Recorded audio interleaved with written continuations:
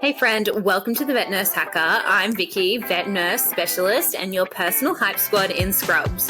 If you're tired of textbook advice and ready for the real, messy, hilarious side of vet nursing, you're in the right place. We're talking hacks, hard truths, and the stuff they definitely didn't teach you in school. So let's grab a coffee, roll up those sleeves, and get into it. Hi, and welcome to our very first ever episode of the Vet Nurse Hacker podcast. Thank you so much, Bri Harding, for being here with us as we record episode number 1. Yay! I'm so excited that you are here.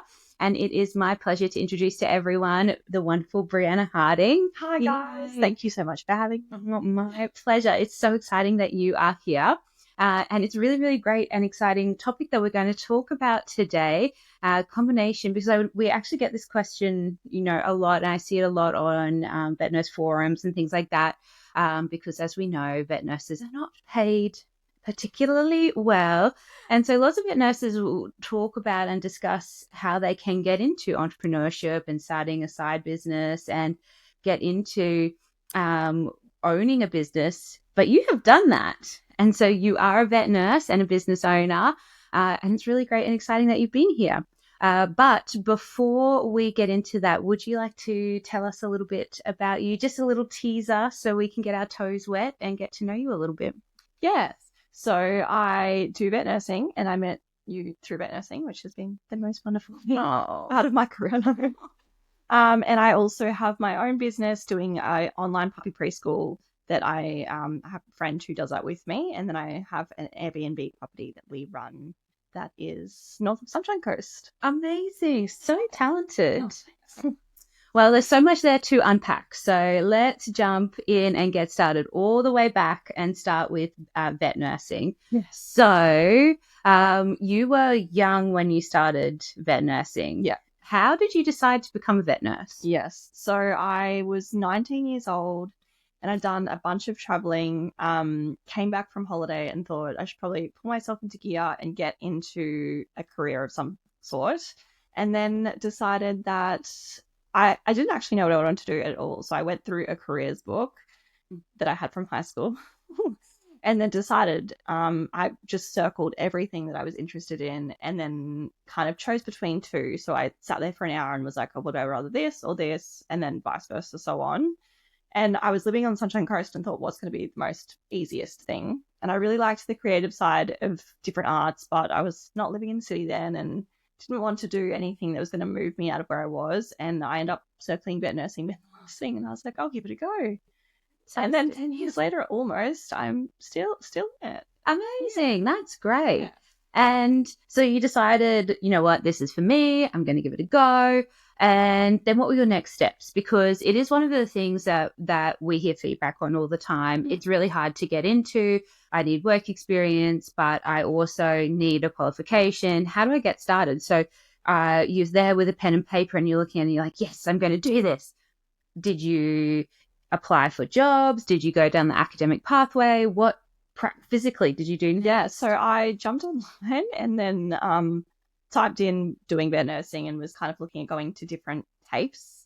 And then I found that you could do it online. And back then, which honestly I probably don't recommend, but at that stage, that was what was great for me. And so I did do that. I did 2 years online, but I was working at the local bottle shop and had someone come in who was managing a local clinic. And I told her that I'd started studying and she was like, great. And I got employed as a kennel hand, which was great because I got to see how the clinic was running. And then I kind of started into a trainee nurse role, but that was great. But it also really slowed me down in my study because I was like, oh, I'm in the field. And so I really lagged on, I think it took me like 3.5, 4 years, almost 4 probably to get certified because I was in the role, which was fun. But I mean, I did end up getting the certificate and that was such a great achievement. Once I had, I was like, but it felt like, not that much different to what I was already doing. So yes, do your study. I guess it's one of those things that we hear is that it can be hard to get the momentum to keep going and to have the enthusiasm to keep going, but perseverance is amazing. And there's no rush, there's no, There's no, everyone's timeline is different, and some people do it really quickly. And I have a friend who took almost a decade to do hers, and that's also so fine. Yeah. There's no rush to do it. So that's really great. And congratulations on qualifying. That's brilliant. Really good. Oh, thank you. Amazing. Yeah. And when you were working, how did you feel about it?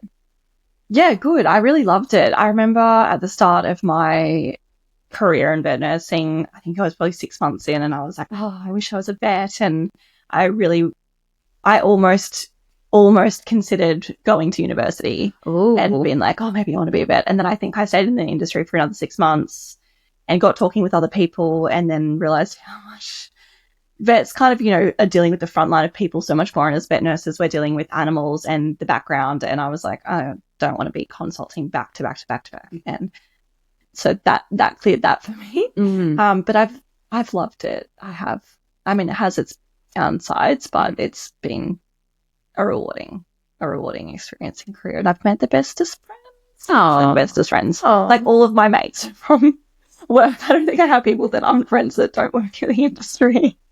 Oh, I do have a couple, but yeah. That's great. Yeah.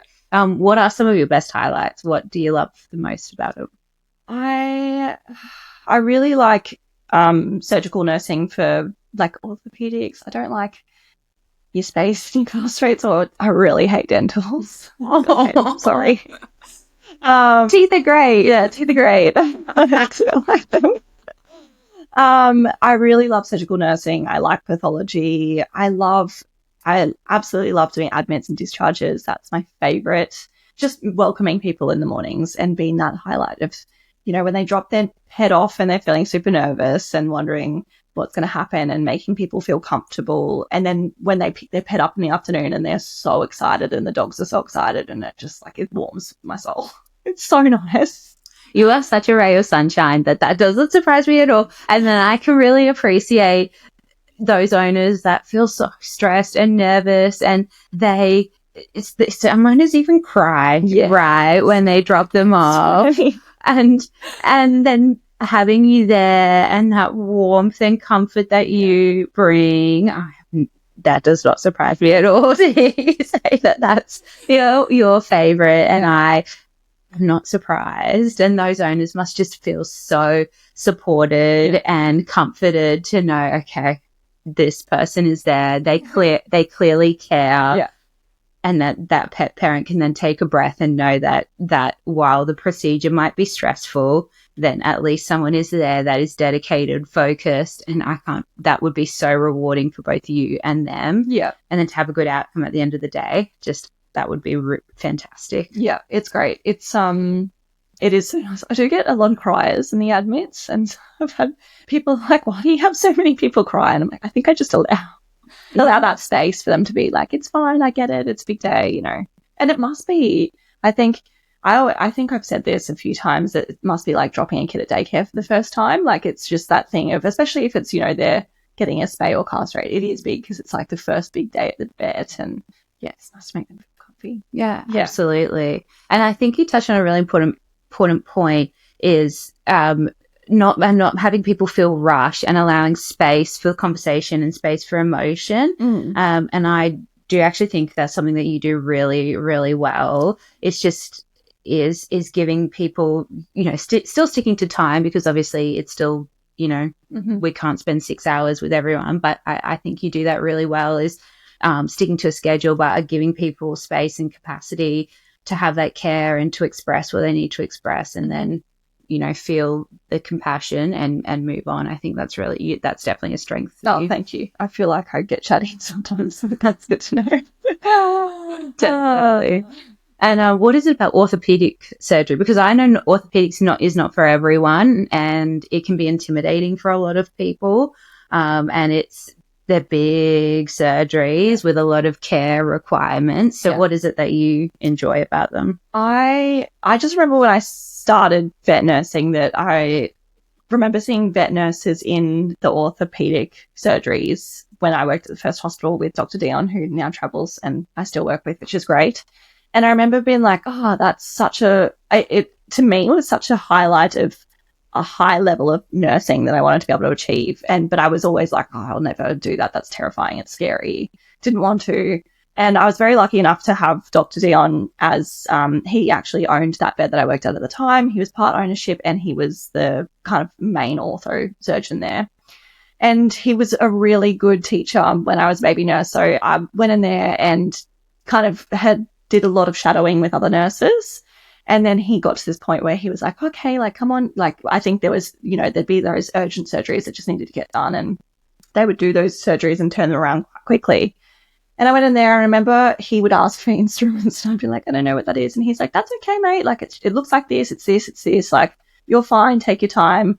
And having that from a vet is so, if I didn't have that, if I had someone, there are vets obviously who come into different surgeries and they're in a rush and they've got things to do. And if I was put in that, I'm a crier. I probably would have just burst into tears if I did the wrong thing. Or, even when you're opening everything and it's got to be sterile, like those things. But I think there's a bit of a different power in walking into an ortho surgery, setting up, you're gowning up the bed, you're putting your mask on, everything's a lot more thorough in a way, like it's a bit different. And I really enjoy the ortho surgeries. Like I actually really get into like when there's drilling and stuff going on. I love seeing that, which is weird. A lot of people don't like that, but I'm like, I love to be there, like holding the flush over and getting into that. And I think it's extraordinary to see that. Mm-hmm. Like to see a surgeon be able to perform that in front of you is like, it's awesome. Yeah. I agree with that. I think there's something just amazing about a TPLO and the fact that you can change the angle of bone and then that dog can recover and hopefully without any complications be fit. Yeah. That is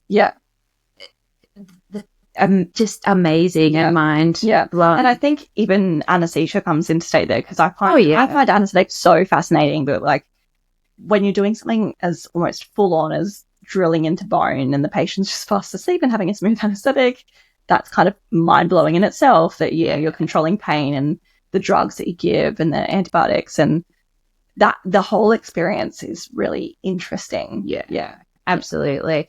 And the teamwork and the cohesion and the communication around that, I couldn't agree more, is so important. I know that I've been fatigued and not concentrating and have opened a syringe the way that I would open a syringe for a blood draw, just pop out of the packet, which is sterile and fine for a blood draw, but for a surgery, you would want to open it in a more sterile manner, and have not been obviously I've not put it down on the surgery field, but have just not been thinking and gone to open it and just, and then needed to get another one. And while that's only 2 minutes, it's still 2 minutes outside. Yeah. And then having a surgeon there go, hey, it's so fine. It's no big deal. Everyone does stuff like that. Yeah. Makes such a difference. And someone going, oh God, why did you do that? Yeah. We're in a rush. Yeah. Can't you just do it properly? Yeah.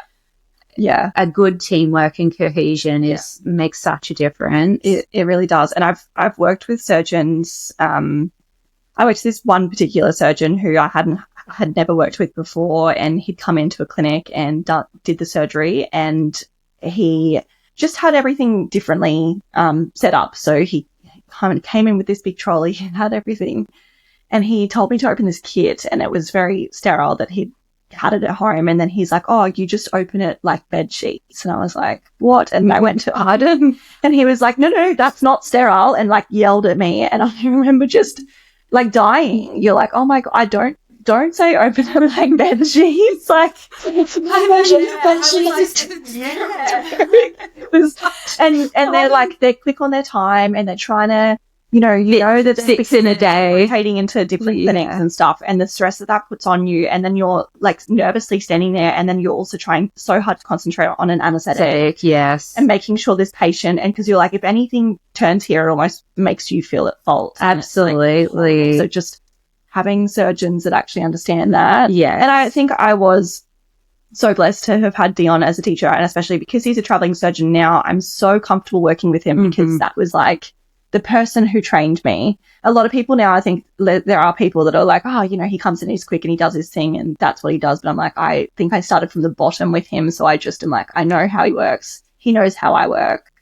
You know, it's so great. Yeah, that is really good.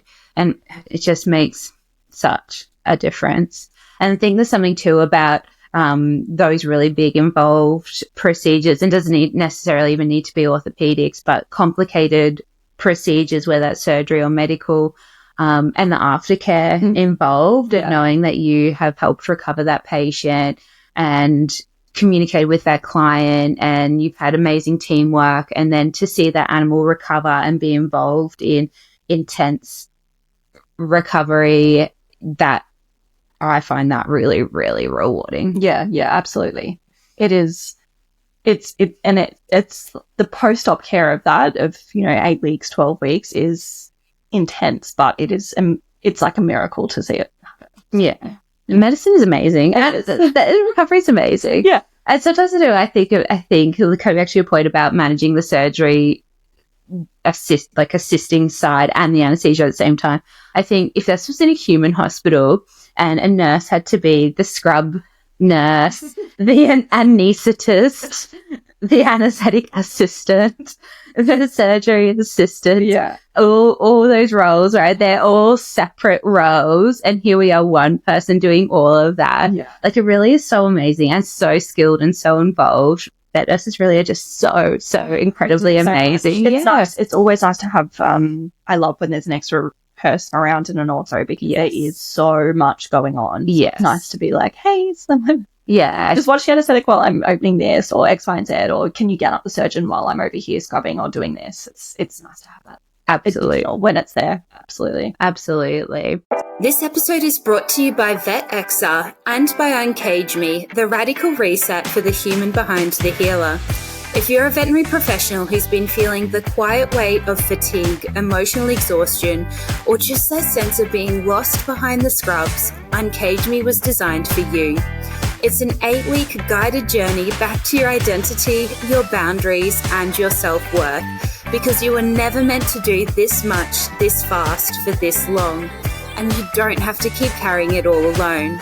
Learn more and join the reset at vetxr.com.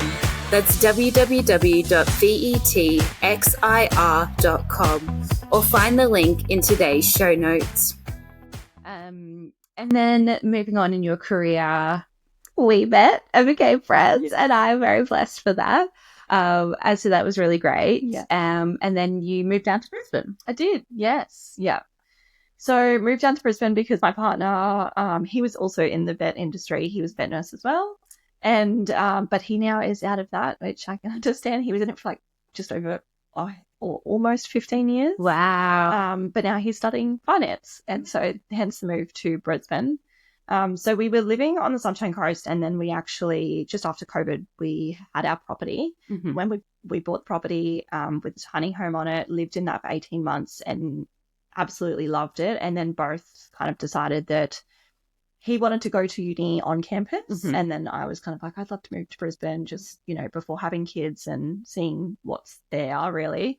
And so, yeah, we moved here, and I love Brisbane. It's such a great place to live. I've never appreciated something so much, and especially being so close to it on the sunny coast. I never really came here for any reasons, but there is kind of everything here, which is lovely. But I do love my property too. So. And so tell us a little bit about the property. How did you decide to buy it? Where is it located? It's called The Station. Yes, so we called it the Station Tiny Home. And it's because it's actually very close to a weather station, which is the top near us. Yes, yeah. And yeah, we got that. I remember looking for land for so long, and initially we're like, oh, let's, you know, buy some land and then camp on it and build or something. That was kind of the first initial thought. And then we went out to this property, went to view it, and I remember going up there and driving up like a literal mountain and then getting to the property and just feeling like it was a whole new world, and being like, it just was an opportunity that we didn't want to miss. So we actually went and put an offer in immediately. And they called us that afternoon, which was so full on. It was so stressful because you're like, what am I doing? But the best decision that we've made, and like, I want to have a story of, this property because I love it. And right now we've got it on Airbnb. So we lived in it for 18 months. Then decided when moving, okay, what are we going to do? We'd sat down and thought about renting it out. We sat down and thought about building and then renting, or building and then just leaving the land itself. And then we were like, if we put it on Airbnb, we can come back to it. And we weren't sure how it would go, which was terrifying. And we just wanted to have 10 bookings before leaving. So we moved out of the Airbnb, out of the tiny home, and had the day that we moved out, like the last day we moved out, it was on for Airbnb the next day. Wow. And it was a huge stress, but that was definitely one of our biggest achievements, because we literally left at like 10 p.m. at night and drove to Brisbane in individual cars with like so much still getting packed up. Both of our parents had helped so much, which was a literal lifesaver. Yeah. But I remember we stood out under a blanket of stars before making the drive to Brisbane that night, and like having it all ready. And it was just, it's weird because you're not just moving out, like you're setting up. So we were moving out and then setting up a space for guests and making something completely different. And we were almost kind of really overwhelmed. It was just an overwhelming feeling, but it's been such a great thing to run an Airbnb, and I never thought I would do it, but I love doing it. It's a really rewarding thing to do. And I can't imagine, I just got goosebumps as you, like, I could just picture in my mind that feeling of leaving a home, starting a new venture and adventure, having everything in the cars, having your dogs there, standing under the stars with each other and going, okay, this is a new chapter. We are moving to a brand new city, taking a breath in and a breath out and just having a moment to pause. Like, I literally have goosebumps thinking about what that is like. Yeah. Crazy. The way that you're explaining it brings it all back, and it was just overwhelming. It was like excited and terrified and sad, and yeah, it was a really big step, especially like we didn't know anybody in Brisbane. I mean, I know you as an old friend, obviously, but no, we had no friends here. We didn't know what we were going to do, like, job-wise. My partner didn't have a job at the time. Like, he was just going to it was really taking a huge risk, which was terrifying.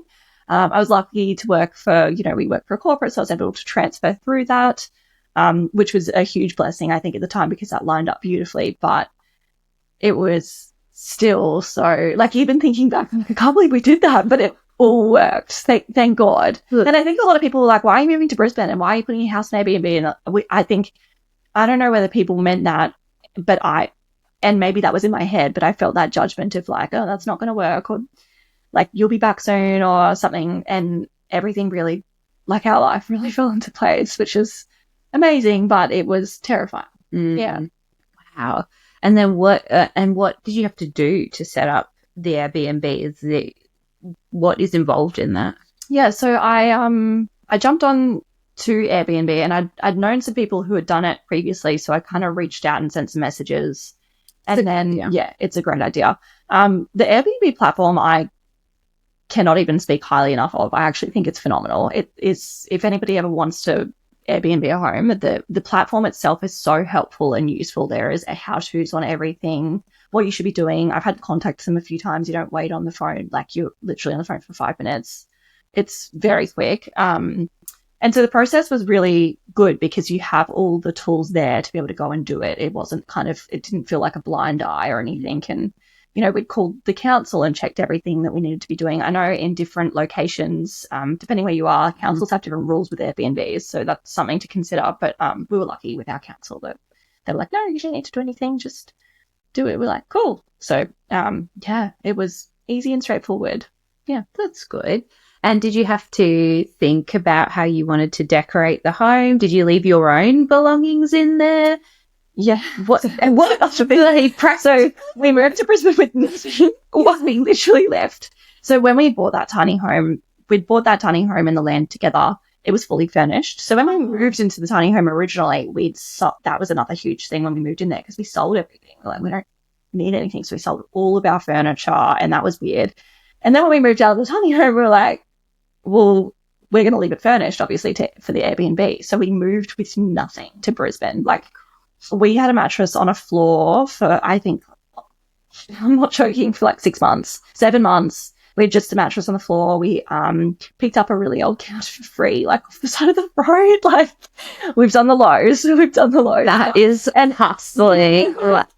And our Airbnb has, we had a pull-out couch set that was at the time, and then we ended up buying a new couch set and then pulling out the old couch, and now we have that. But it's funny because we got beautiful towels, beautiful linen, had beautiful throws and pillows, and left all of our really nice books and games and belongings and cutlery and glass, like even glassware, like everything that was there that made that place feel like a home.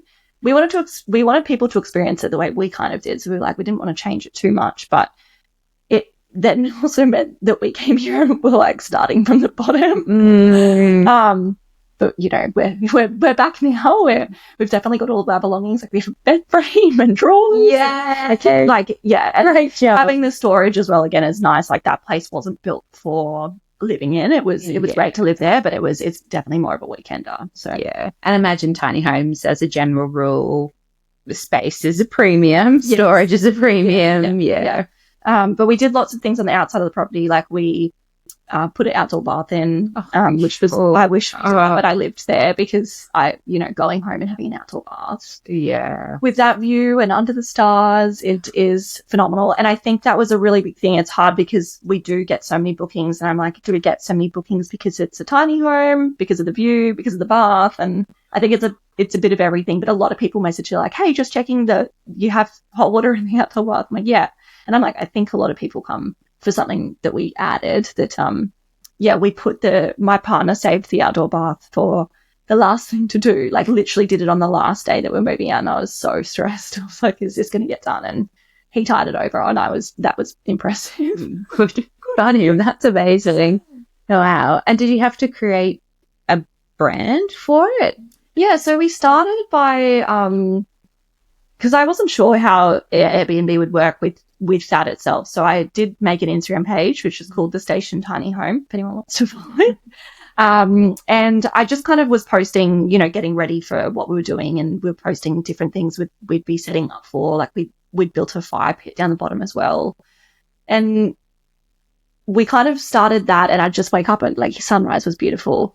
But honestly speaking, I think the Airbnb platform itself that's been what draws people in. I don't know how it works, but honestly, if I can explain it simply, as soon as we get low on bookings, they all jump back up again. So there must be something in the way that the Airbnb algorithm works of when you get low. I mean, when we don't get paid, they don't get paid. Mm. So as soon as we have 1 or 2 bookings, you'll get literally 5 or 6 in a row, which is crazy because we've never had no upcoming bookings. It's as soon as they get down to 1 or 2, you've got another heap. So that has taken care of so much of it, and I actually have kind of back-ended the Instagram a lot because it's just been going so well, which is great. But I really want to build that brand up a bit more. So yeah, now I've got time because we've got a cleaner. So that was really good. Yeah. And you had to build up to getting a cleaner, didn't you? So I spent the last year literally going down to the property once or twice a week and driving. Is that's not a short drive? How far is that? It's 2 hours and 20 minutes. And I would usually stop as well because it's a long drive, and I'd do the stop at Woolies and do the top-ups of all the, milk and eggs and get all the little gifts that we'll get. And so it's crazy to me that I did that because we also weren't sure, we decided to get a cleaner and have worked ourselves up to that financially to be able to do it. And it's a bit annoying because I'm like, why didn't we do this so long ago? Because now we can turn the property over on the same day. So the property would book off, it used to block 2 days before, 2 days after every booking. And now it turns over on the same day. And I was like, how's this going to go? And ever since we've had the cleaner, we now have 2 bookings a week or 3 bookings in a week. And I'm like, oh my God. And now the money is going really well because of that, which is great. But I'm like, oh, but I guess it was at risk in not knowing, if that doesn't happen, you need to obviously have to, because the cleaner is an expense.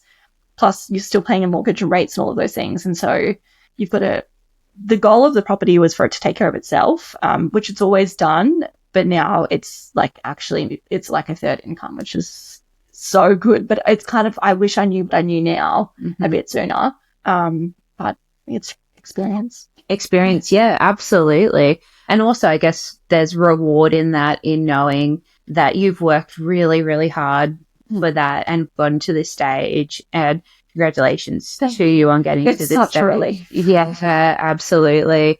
I can't imagine the time back in your week. Yeah. Saving 5 hours of driving, plus restocking, plus laundry, like just the cleaning. That's huge. Yeah. Congratulations on the achievement. Thank you. If you had to give advice to someone who was like, you know what, maybe I'm interested in starting an Airbnb side business, what advice would you give? Yeah, so reach out to, if you know anyone who does have an Airbnb, reach out to them. Reach out to me. No, anyone, Airbnb is also great because if you refer people, you get paid for it. And so Airbnb will say if you wanted to Airbnb a property, I'd give you a referral code, I'd get paid, and then you would get paid as well, which is great how it does that. So it's really quite good in that way. But then spend time on getting to know the platform, because getting to know the platform was tricky. I kind of was, you kind of feel overwhelmed at first, because it's like when you start a website, right? You're like, how on earth does this work? What am I doing? Because as someone who's just traveling on Airbnb, you get to travel and look at things. But when you're a host, it's like a whole background of like a calendar, and when you add a co-host and looking at like the cleaning requirements, and even just things like payouts, like it's really different, and making sure that it's all getting done correctly. Like I was really strict on reading, even just understanding the tax rules and those things that you're like, how does this work? Familiarize yourself as much as possible. And we did that. It took time, but yeah, I think it is all in the platform. It's not too hard once you get the hang of it, but it's at your fingertips, Yeah. Yeah, that's great advice. Yeah, thanks. And I have to say, one of the other things that I really, really love, so I follow the station on Instagram, and I love seeing all the photos and images that you post. The property just looks so beautiful. Thanks. And I just think that's one of the things that you've just done so well, is promoting it and posting such really great content of it. It just looks so beautiful. And yeah, you've done such a great job in how you style it, how you promote it, and not just the property, but the surrounding, landscape and the horses and just the serenity. So beautiful. Yeah, it was really nice actually. The last guest who just checked out our property's pet friendly as well, which I highly recommend. If you can make that happen, I think it's surprising to me, probably every second or third stay it's a dog. You actually have someone bringing their cat soon, which I'm like, slightly stressed, but I'm like, you know what? Let's just see how it out. Those adventure cats on the harnesses. I hope so. I'm like, surely it's been on a holiday before. Don't get stressed. So, but yeah, it's the most, the money's great, but I think we have a guest book and people write in it, and reading that when I go home and having someone appreciate a space that you've created, I never would have thought that would be any interest, but I'm like, God, it's rewarding. It's such a great feeling. And the last guest, she wrote us the most beautiful review. It was really long, and she was like, our dogs had a great time running, and we can see how much time and effort you guys have put into such a beautiful space, and you've like maintained it so well. It was a really long review, and I was like, I don't even know this person, but I just wanted to like hug them. Because it was so, she just kind of was like, you guys have worked so hard and made such a beautiful space, and we've really had such a special time. And I was like, knowing that you've created that is so nice. And we've had one person propose to someone up there, and I was like, oh my God, like that's so special to be able to be like, you've created something like that. It's special. And they're going to have that memory forever. Imagine if they came back on their anniversary, like that would be just like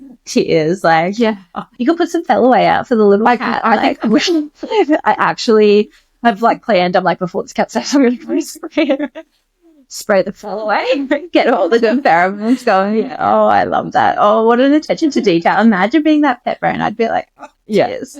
Oh, that's so good. Love that. Yeah. I just want to touch back on something that you said, which is familiarizing yourself on the platform, and that takes some time, and it's like starting a website. And I think that's really good advice, and probably something that I know we can be prone to rush through or find overwhelming. I know I've definitely been in that situation, setting up a website, looking at a new platform, and finding it really overwhelming, and knowing that you just have to slow down, take your time. It's okay. Kind of like studying. It's okay. Everyone's on their own timeline, and it's okay. Mm-hmm. But you have been through that not just with Airbnb, but also with another platform, because you have set up a second business. Yes. Oh, because one is not enough. We are reaching for the stars here, going all out on business ownership, which is amazing. And I just so take my hat off to you, which is just so great. So tell me about that. Yeah. So, very quickly, I was just going to say, it's funny that you say two businesses, because it is, but it doesn't, the Airbnb was like, not something that I wanted to do to achieve anything. It was just kind of what worked for us, and then it worked obviously really well in our favor. But yeah, it's funny when you say two, I'm like, I just have one, because I kind of forget about the Airbnb, and it does its own thing now. It didn't for a long time, but the new one is something that I thought of when I was moving. So that took such a long time to get off the ground, because when I thought of the idea, we were setting up for Airbnb, and I was like, I can't even, I didn't have headspace.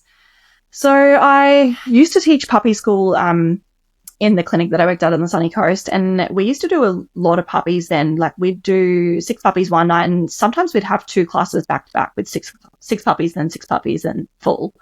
And it got me thinking, I was like, there's so many people that can't make it to puppy school, right? Either kids have got, tennis or whatever. Kid stuff, man. Oh, yeah. There's a lot of people that just don't like to do the social outing. There is a lot of different reasons that people can't come, or the class is full.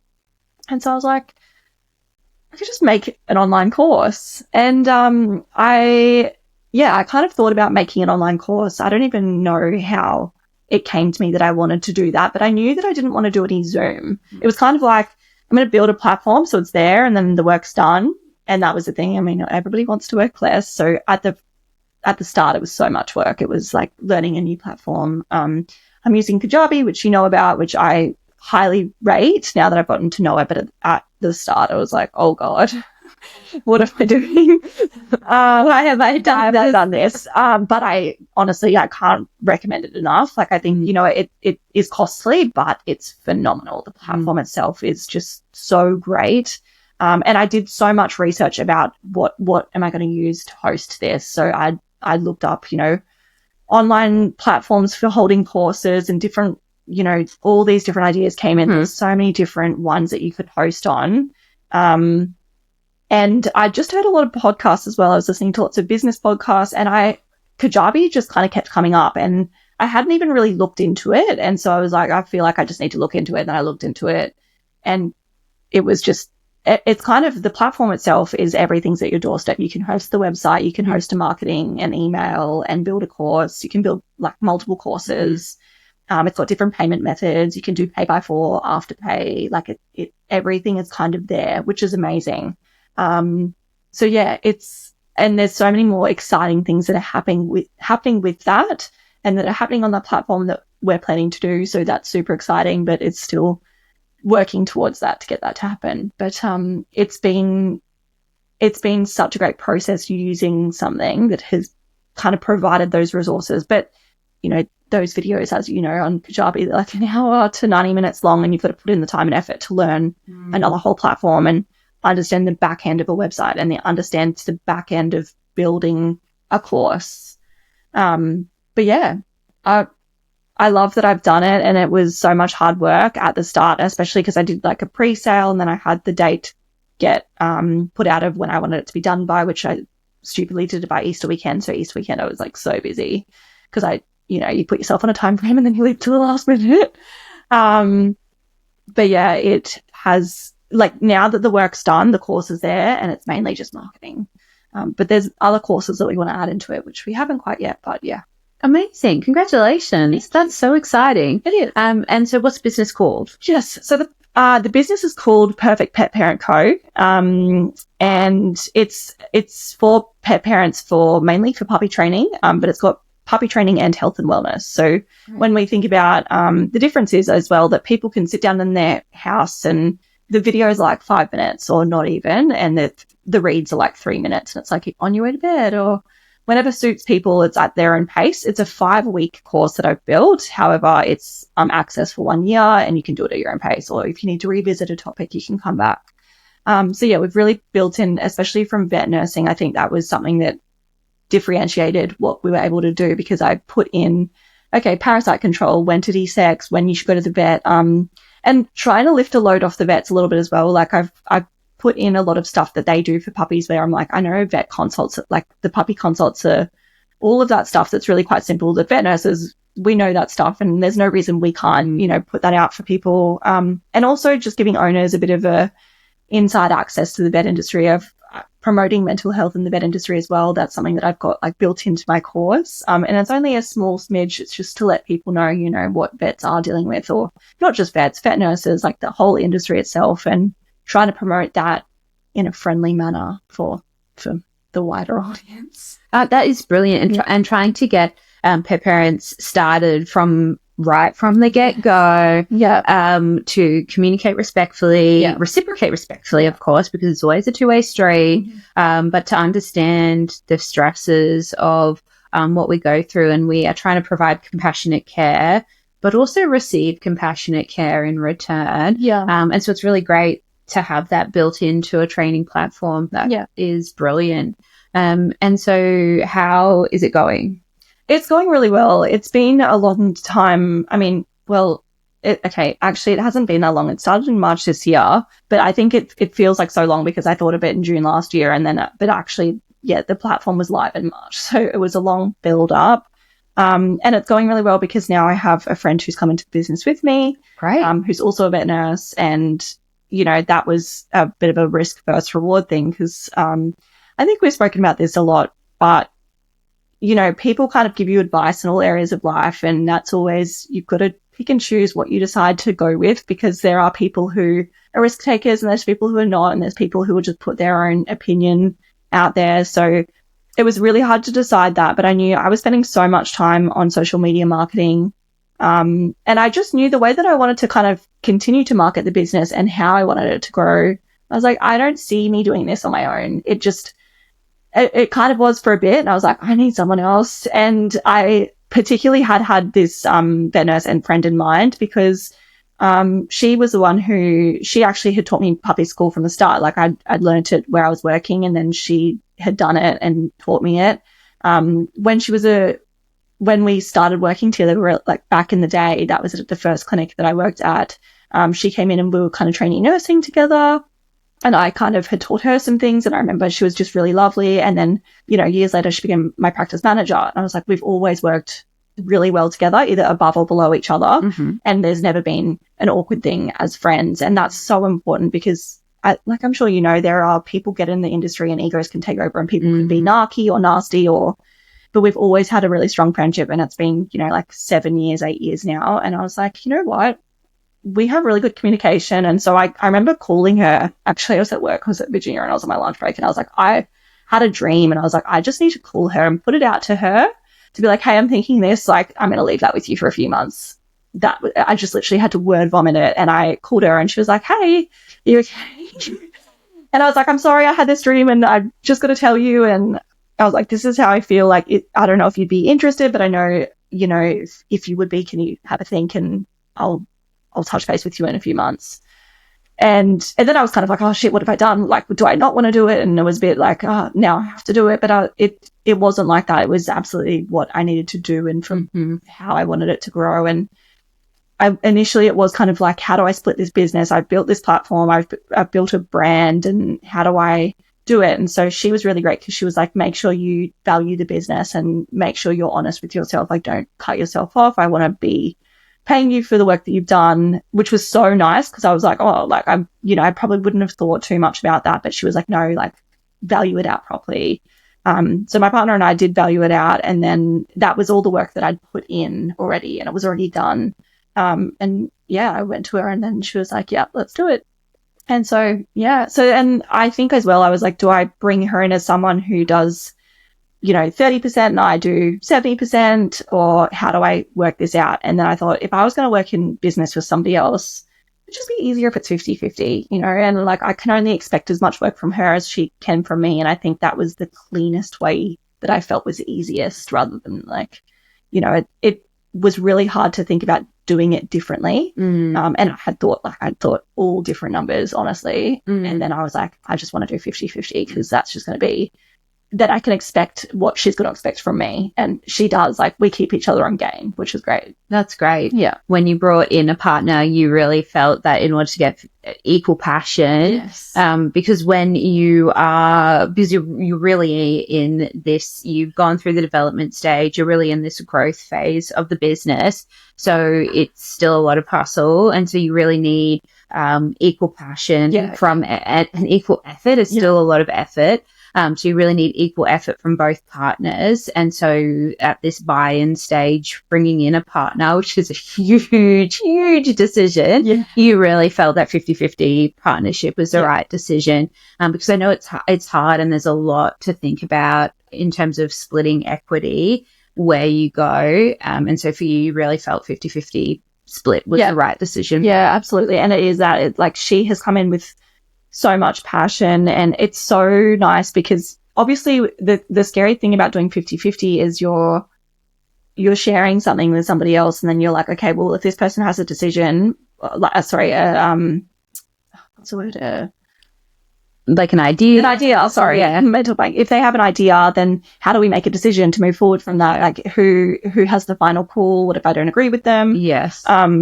But she's come in and she's like, oh, I've got this idea. And she's like called me and messaged me. And I'm like, I've already thought of all of that. And I love that we're on the same page. So it's so great. I mean, I wasn't, like, I thought of that or anything. It's just like, it's so nice that she has got these ideas. And I'm like, yes, that's exactly, we're on the same page. It's so nice. Oh, that's great. Brilliant. And have you put in place any workflows or structures that you are finding are working well for you? And I'm asking because if there is anyone listening and they are working within a team, it doesn't matter what environment, it could be a side hustle, it could be their clinic environment, and they're working within a team and potentially struggling, have you put in place any work structures that are working for you to help ease the running of the business? Yeah, so we have kind of structured it out in a way that we're like, okay, let's roughly do 10 hours a week. I said to her that I didn't want to be too strict on like, I'm going to, we're not clocking our time or anything like that. It was like, I'm going to put in as much as you and vice versa. I did say a lot and how I touched base with like on mental health. I really want the business to be about that. And I know that she's had, struggles particularly, and definitely I have too. And so I was like, I really want to have a business that we share the load. And so if anything's ever too much, you can take a break, which has been amazing because this week I actually took a break. I was having a bit of a mental breakdown a week or two ago because I've spending so much time on the social media for the station and this, plus there's been lots going on in the background with life and my partner in uni and he's about to graduate. Like it's been full on. And I called her and I was like, hey, because we were like, planning social media posts and everything. And she was like, if you do this and I'll do this and X, Y, Z. And I called her and I was like, hey, I'm so sorry. I actually just need to take a break. And she was like, no, absolutely. Like, this has got to be about mental health. And I agree with you. And she's like, you take the week off, I'll take the reins. And then she's like, if you need longer, let me know. And I'm like, oh, like it's the relief. And to be able to work with somebody, because I know if she needs that at any time, like I can be like, that's fine. I've got this. There's nothing like, oh no, I expect more from you. Or it's just kind of building a safe environment for each other, because if we communicate, we said before going into it, if we can communicate really well, then there's not, no one's getting overworked. No one's feeling like, oh, you're doing more, you're not doing enough, rather than like trying to burn out or anything. It's like, no, I actually need to take a step back. And she's like, you're fine. Like, let me do all the socials. I'll do this. Don't go on social media. Let's not do the meetings this week. Like, and that was, like that's such a small thing, but it's like such a big thing because I'm like, it's annoying with Instagram. It kind of, the algorithm rewards you and you need to be on that platform. Like it's actually tolling. It is like, I kind of love the creativeness in social media, but I also hate it. I'm like, God damn, if you don't post on Instagram for like 2 days or you're not active, you go on and then you're a ghost. Like, no one knows you. And so it's nice. I've like stepped back and she's like, no, I've got socials, like kept up the post, kept up the interaction. Whereas if I was working on my own, if I did take a week and stepped back, I would have had to pay for it. Like, you literally got to get on it and you got to grind hard to get back into that algorithm, which is so annoying, but that's the way it is. Well, it sounds like what you have done is found a relationship with shared values. Yeah. And some of those values are respect, communication, and really looking after each other and setting a solid expectation around how to support each other, which is amazing. And so if there is relationships out there, professional relationships that might be struggling, coming back to core values can be really important, and finding common ground in that. And from the get-go, it sounds like you and your business partner have really set strong boundaries and expectations around what those core values are and how to move forward in the relationship around that. Yeah. I'm very sorry that you have had to struggle. No. Because that's, I mean, it's an unfortunate part of life, but the great thing is that you've also gone, this is what I need to look after myself, and taken proactive steps around that.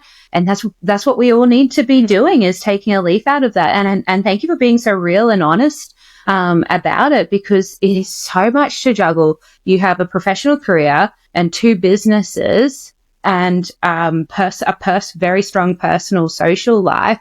It's so many balls to be having in the air. It's so many balls. It's so full on. Yeah. And so thanks for being real about that. It's not all just, and sometimes we're very, very, very good at putting out on social media or out into the world all of the rosy and rose-colored glasses side of things, without being real about some of the struggles. And so it's really, really great to be real about going, hey, sometimes it is hard, and this is what I do to look after myself, and then get back on the horse and go again. And so it's really, we really appreciate you being honest about that. And then really appreciate you being honest about the things that you do to help recover and get back on the horse, because we all need to do more of that all the time. Yeah. I should also comment that Bri has her giant 65-litre water bottle sitting right here as part of her.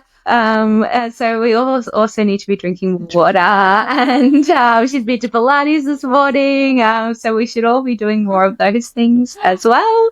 And I know that you had, so you mentioned that you launched back on Easter weekend, and what was that feeling like? How did the launch go? The launch was terrifying, because I did a pre-sale and everyone's like, do a pre-sale, and then for so long I had no one buy in the pre-sale, and I was like, oh God, what am I doing? What have I done? No one's buying my product, and then I had someone buy it, and it was some random who is in Western Australia as well. And that was just through online. I assume it was through the online marketing, because that's all I do. But I remember happy dancing, like, to be like some random, it wasn't even, there was people around me as well that were getting puppies and stuff, and I was like, I don't want like a mate to buy it out of, like, my business, like my friend's starting a business, and as much as you should support your mates. I was about to say, it's good for friends to be supporting our friends, and we should be doing more. Absolutely. So. No, 100%. But I was kind of, it was nice to have a complete random person buy that and then be like, wow, someone bought my product, and then message me and be like, this is amazing. They gave me really good feedback. They're like, there's nothing like this, and this is what I need. And they were able to get so much out of it. I've definitely reached out, like now we've made more sales. I had reached out to people being like, how can I do something better? But actually everyone's like, it's really good. You've got so much information. Then people are like, I had no idea. Like, I didn't know about toxicities, or I didn't know about this with desexing, or I didn't consider that, or this is so good about mental health in the vet industry. And so it, like, the product is there and it's built. It's just, I've got to market it more. But making that first sale was just the best. Fantastic. And it sounds like you've got really strong customer feedback validation. So that's amazing. I can't imagine what that first sale would have been like. It would have been happy That was dancing. such a big happy dance. Yeah. Such a big happy dance. Brilliant. Yeah. And then it hasn't been all smooth sailing. You had a couple of hiccups. Yes. So I did run into, I never went to business school. I'm definitely not very educated in terms of business, general things, right? And so I was really winging it. I think a lot of people do, which is great because that's how you learn. But also it was, it bit me a little bit. I ran into some issues with trademarking with a previous name that I had for the business. And it was a little bit, the crappiest thing about it was that I wasn't really completely wrong, but somebody had put me into a situation that they could have acted on it. And if they were going to act on it, I just didn't want to go down that path. I got some advice from other people that were kind of in law at the time. Like my partner knows a lot of people, and I had some friends who I could reach out to. And I found out that they were like, you're not really in the wrong and you could fight that, but it doesn't mean they won't take you to court. And so I was like, I don't want to get taken to court. No, let's avoid that. Because my life is already, busy. Because they were interstate, so someone They were interstate, yeah. And that was the annoying thing. So they had a business that was, essentially doing dog training. And they were using this term that wasn't really even a word that I was also using. And then they were like, you can get confused for my business, and sent me a cease and desist. And it's like, I'm in a different state. I'm doing something completely different. They didn't do anything online. So it was very different. I was shattered. I remember crying. It still rocks me to think that I was so upset, but because I just launched the course, like everything was done. I was just about to go on a holiday to go see my best friend, and I was shattered. I was like, this person sent me this message and she's like, you need to remove all branding and change this and do this. And I was like, holy crap. Like that's everything I've just built. It's all the social media, like all the social media had branding. It was the URL. Like I paid for the URL. I paid for the business name. And I was like, and initially kind of just laughed, and I was like, I'll be fine. I won't need to. And then I was like, I'm not going to go down the path of, potentially having someone act on this. Like, I'm just going to change it. And I cried so much. You would have thought that me and my partner broke up. Like, I was devastated because I just put in all of this work and built this platform. And then I was like, holy crap, I've got to go through and change all of the website. I'd paid for it all. So there's no, I called up and spoke to the business government people, and were like, how do I go? And they were like, there's no refunds. You just need to go through it. And it's a bit annoying because the business and trademark, business names and trademark are really different. And unfortunately, I think it's quite silly, but they fall under very different areas. And so they're really different. But I'm like, why don't you just implement them so that people don't make these mistakes? It was really hard. I had people on the phone to me and they were like, I'm so sorry. This is apparently it happens a lot. They're like, it's very common. A lot of people make this mistake and they don't realize, and, you might not really be on the wrong. And it's such a gray area as well. I was like, it's not even black and white. It was really devastating, and it threw a huge spanner. And then I had to take a step back off social media, I had to pull everything down. I had to think of a new name. That was, and I hated every name. I'm not, I don't hate the one that I have come up with now, but it's the closest to what I was, and it's what I want the business to kind of, be about. But it really robbed me. Mm-hmm. But I've come back strong, and, you learn from your mistakes, and it's just got to keep on. Keep on. Keeping on. Yeah, great resilience. I can absolutely appreciate. And you painted such a picture. I just visualize what it would have been like, the isolation, the horror, all of that hard work, seeing your social media there in front of you, deleting post after post. I can physically feel the heartbreak. I think I'm getting stress rash hearing that story, having to go through all the hours of familiarizing yourself with the platform, then building it, the hours of rebuilding it. And anything to do with the government just sucks anyway, because it's so hard. I can only imagine sitting there, right, and you painted such a picture, just tears. Oh, yeah, it would have been heartbreaking. but great job not giving up, persevering through, because the customer validation, the feedback that you've received speaks for itself of how needed the course is. Are you going to sell it into vets? That's the plan. And that's that's actually currently what we're working on. So because the thing with vets as well is like, I want to have a product that helps out the veterinary industry, right? Mm-hmm. And taking a bit of a load off the vets, or vets that don't have puppy school in them, especially, but also educating clients as they've got puppies walking through the door and what to expect when they're walking into a vet clinic. Especially adding like, when should you visit your vet clinic? You know, you've got that added conversation in of almost kind of triaging, like, this is urgent, actually you need to go, like, rather than, you know, where those people that answer the phone call and you're like, oh, your dog hasn't eaten for 4 days. Why are you calling 4 days later? If your dog hasn't eaten for like 12 hours, you probably definitely need to call the vet, you know? And it's just adding that education in, and that's what it's doing. And it's really emphasizing that relationship between clients and the veterinary staff, and getting them to kind of understand, you know, when we need to see urgent things as well and things that come in first, getting them to understand the costs of veterinary medicine. It's really having those conversations in a way, and knowing that, you know, your vet might have just come out of a euthanasia and now they're walking into a puppy consult, and you've got to kind of just be able to have that little bit more of respect in the industry and having those conversations a bit early on, but also teaching them things that they can be doing for their pet that's really adding to their health and making sure they are going to the vet for the right reasons. And, you know, I'm so strong in the course. The biggest thing was like, I don't want to take anything from the vet industry. I don't want to be like, oh, you know, you don't go to the vet if this. It's like everything that I have written or say or continue to say, I'm always like, check with your vet, especially even just talking about parasites. You know, I had someone purchase the course who lives in Canada, which was amazing, but I was like, I don't know if they have ticks. Like, so I had to build the course in a way where I'm like, okay, this is for Southeast Queensland and Australia. And now I've got people that are buying it. And I'm like, so I've written about parasite control, but I'm like, you need to check with your local vet of what vaccinations they might need, you know, like rabies and things we don't have here, different parasites. We've got ticks are really strong here, but not in other places. So it just depends. And yeah, it's always emphasizing, like, you know, making sure you're going back to your vet to double check this and ask your vet for the advice on this. So it's not kind of taking anything away from them. It's sharing and adding, if anything, like an ease to that load, hopefully. That makes a lot of sense, and I'm sure is really appreciated.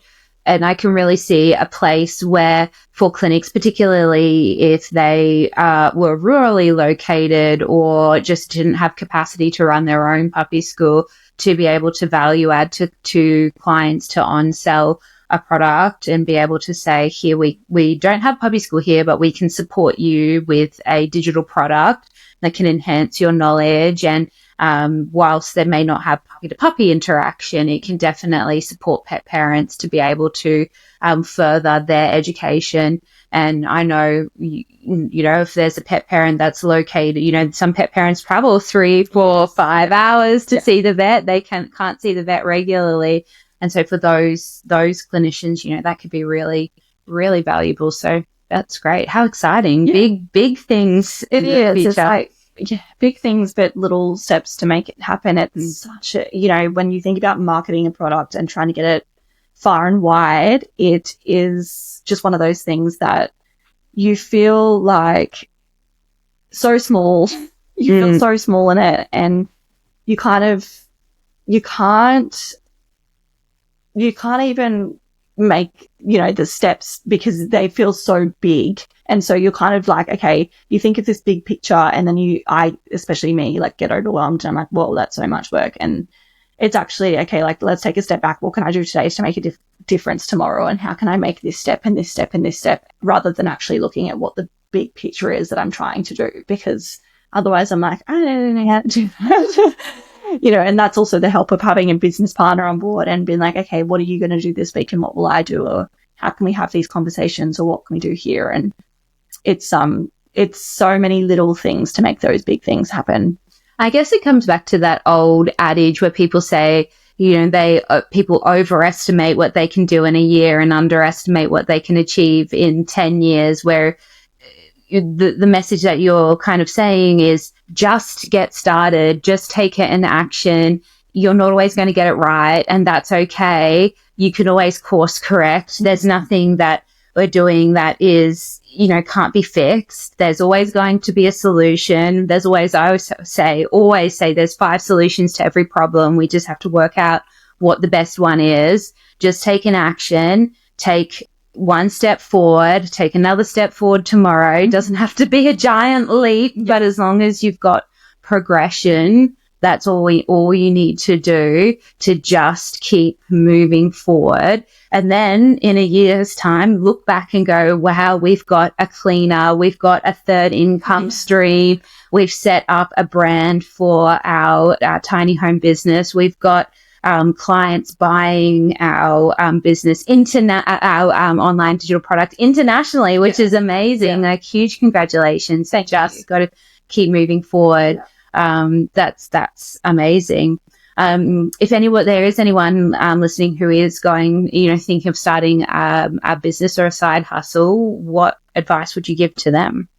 Definitely just start, like you said, and I guess knowing that there can be hiccups on the way, but just to kind of keep going, don't let anything get you down. I mean, I have a very bright, eager personality, which I love about myself and other people love, but it can be really hard because, I put pressure on myself to kind of always be that and be that for the business, but, as well as like take a step back when you need to have a break, and making sure that, you put pressure on yourself, but you also need to put plans in place, and nothing happens without actually doing anything.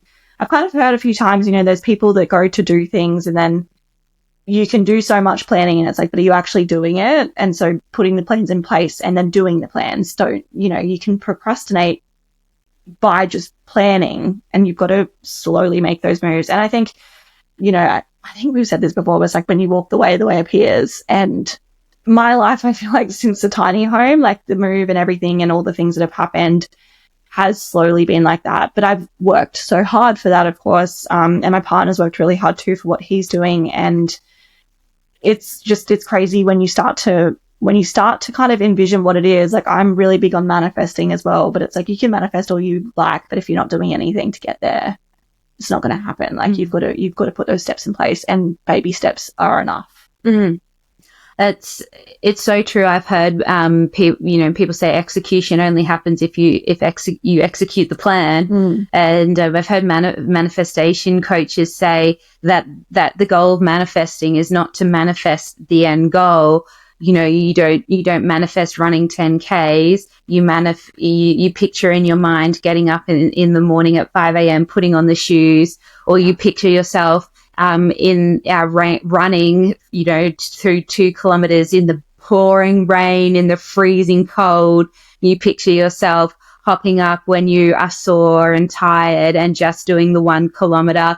And it's when you picture yourself doing the steps to get to the 10K, that's when you get to the 10K. Yep. And it's not picturing the end goal, but picturing in your mind the steps to get there, that then you are actually taking the steps to get there. Yeah. It is. It's so important to do all that background work. Sure, it makes that's what makes the work. People kind of, and it's like we were talking about posting on social media. Like, people post these things of them doing things or something happening, and the people are like, "Oh, you're so lucky." It's like, do you know what they're doing in the background? You don't, and it's such a huge thing. You don't see the front of a lot of things because people do post that good stuff, but actually they're working so hard. You might not know what's going on. And I made such a big decision, a year ago. I used to post on my own personal social media all the time. And then I made a decision to stop posting on it, especially like after the move, because life was just full on. And I was like, I'm now pouring social media, my time into social media on my business platform and for the tiny home, and it's really interesting to take a step back to be like, whoa, like I was really living a life on social media, and I was going to the gym and taking this 5 a.m. pictures, which was like inspiring for myself. And I follow people and I love watching that inspo, but I'm like, it's funny because I post on social media now just like bits and pieces of my life. And I'm like, whoa, I worked so hard to get to where I am. But, and I know that people are aware of that are close to me.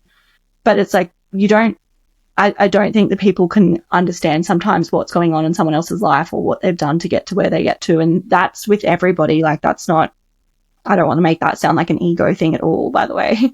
But, you know, it's like whoever's doing something to get to where they want to be, no matter what that is, there is so much going on. People usually aren't just lucky. No, yeah, absolutely. It's the 9 years for the 9-second race. Yeah, absolutely. Yeah. Absolutely. And what are there any resources that you have used to help you get to where you are now? Any podcasts or online resources or anything that you really like to engage with? This is a bit random, but one of the biggest things I think I've done that's really helped me get to where I am and just have a bit of clarity in such a chaotic time. I started journaling about 12 months ago. And I did that because I read the book Green Lights by Matthew McConaughey, which was just the best book ever. And he spoke about doing journaling, and I just do it once a month because honestly it's a lot of time, and I don't really enjoy the process, but I read back, and he talks about you should journal and you should actually read back on your life, and especially reading back on times that were really hard and times that you were really happy, so that you can see what it is that made, you know, those moments in that time, you know, like why were you so happy then or why were you so sad then? And as well, even just because especially like I was journaling when I was like, we're moving to Brisbane in 2 months and we don't have a rental. Like, where are we going to live? And then I remember being so stressed and terrified. And then 3 months later, having a home and sitting on the ground and reading and being like, oh, how funny that all worked out, you know? And when especially putting your thoughts onto paper of like those stressful moments and being like, what am I going to be in 2 months? Or how is this certain scenario going to play out? This is really stressing me right now. What's going to happen? And then again, picking up in a month and being like, oh, how funny. Like, you know, that was fine. Or I was really happy then because of this, or this really bothered me, but actually it wasn't a big deal, you know? And I think that that's just been something for my mental health. Like, I've always been big, on like the manifesting and things. And I think like having a good mindset is so important to me. And I'm lucky I have a partner who has a very similar mindset. And like, you know what, people can say and do whatever they want in life, but you've got to have a really strong mindset and you've got to have that positive outlook. And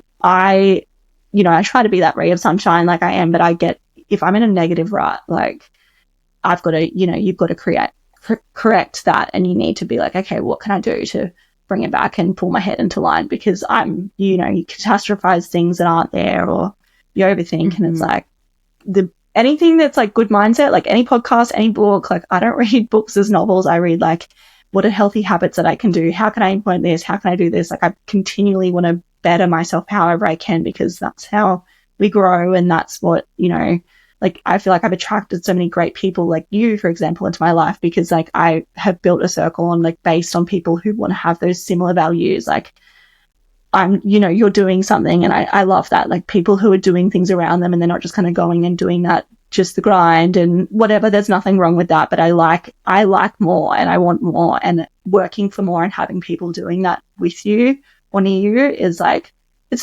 it's a fun bond, you know? And it's exciting, and it's really great to encourage each other and celebrate each other and see the exciting things that we're going through. And I couldn't agree more. I think being responsible for your own mindset and taking a step back and appreciating and going, okay, I am going through a challenging time, and even just a day. Like, sometimes you just have those days and going, oh, I'm just feeling, it could even just be hormones. Like, you know, when you just have like, just those weeks or days, it was just, right. And then going, okay, what do I need? How can I help myself to want physically, that's a big thing for me with my health, physically feel better, but then also mentally feel better. And I couldn't agree more. Mindset is just so important, and being responsible for your own mindset and not just going, oh, well, all these things are happening to me, but going, okay, they can happen for me. How can I be responsible to turn it around? Yes. And sometimes that's really hard, absolutely. But how can you reach out to network resources, nutrition, whatever it is, to help do that? I that's one of the things I appreciate most about you, is you're really great at that. And sometimes it's really hard, but also being responsible for that, because I certainly know people who get sucked into the vortex and maybe don't take responsibility for that or just live in a negative mindset, and it does help you feel better and be more proactive, and it helps you to be able to take those steps to execute on the plan and move forward and do exciting things like set up your own business and all that kind of stuff. So I think that's really great. Yeah, thank you. Brilliant. Now, before we start to wrap up, is there anything else that any other advice, wisdom, tidbits that you would like to share with us? Not really, but yeah, no, not really. I'm just like, if you've got a little thing in your brain, just go do it. Don't, life is not long enough. And I know we hear that all the time, but I think that's the thing, is a small step that you might take in doing something you want to do, and whether you do something and completely hate it, like, at least try. Don't. Yes. If you've got something niggling at you, why not? Yeah. What's the worst that could happen? It doesn't work. Oh, well, you tried. Like, yes. But yeah. And if you do have a small something in your brain, or you're already starting a small something, reach out so that other people who are doing small somethings can share your small something, because we want to be able to, like I said, celebrate each other's achievements and raise them up and share, and even just connect with people who are on the same, level of vibration. It's really exciting. So if you are doing something, yeah, absolutely, we want to know about it. Yeah, and if you have, even if you're not, and if you have people around you doing it, it means the world, I think, to others when you're supporting something. Like, when people are supportive of what you're doing, it's like someone literally giving you a gift. Yes. Like when someone's like, oh, can I do this for you? Or how can I share this for you? Or what can I do to help your business? It's literally like giving me a present. I'm like, that is so nice. Thank you so much. It means the world. So actually, that is such a good point, and something that I just want to add to that. If you do know someone who is doing something or starting something, and you say to them, how can I help you?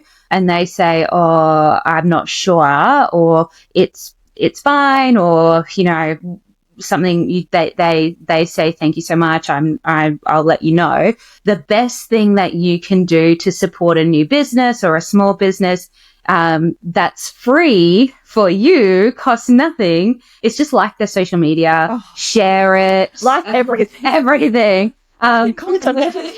And even a comment, even if it's just a heart, a smiley face, a great job, I really like your branding, whatever it is, that costs you nothing, then that it just raises their algorithm. It just helps them get some more awareness, and then that is all you need to do. So if you do have a friend that is making key rings or painting or starting a digital product or whatever it might be, if you can just like their social media, share, comment, tag someone, it doesn't matter, then truly that is such a gift. It costs nothing, takes very small amount of time, and is more than above and beyond, and so if you say, how can I support you, that is a huge support. Yeah. So if you're listening and know someone, please do that. Go and do that. Go and do that. Boom. Well, Bri, I just want to say thank you so much for joining us and sharing all of your wisdom and interest and insights today. Your story is so inspiring and really interesting, and your journey is just amazing. Congratulations on everything you have achieved and everything you're going to achieve in the future. Thanks. I hope that we can get you back on in 6 months' time, 12 months' time, and see what the progress is like. I would love that. I have really loved chatting with you, and I hope we do this again soon, because it's really, really fun. It was so fun. Thank you for being guest number 1. Thanks. That's a wrap on this episode of The Vet Nurse Hacker. If you had a few oh my gosh, same moments, don't keep them to yourself. Hit follow, leave a quick review, and share it with a vet nurse who needs a little extra love and real talk.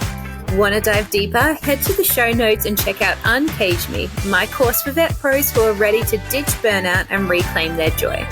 Thanks for hanging out, and remember, your scrubs don't define your worth, you do.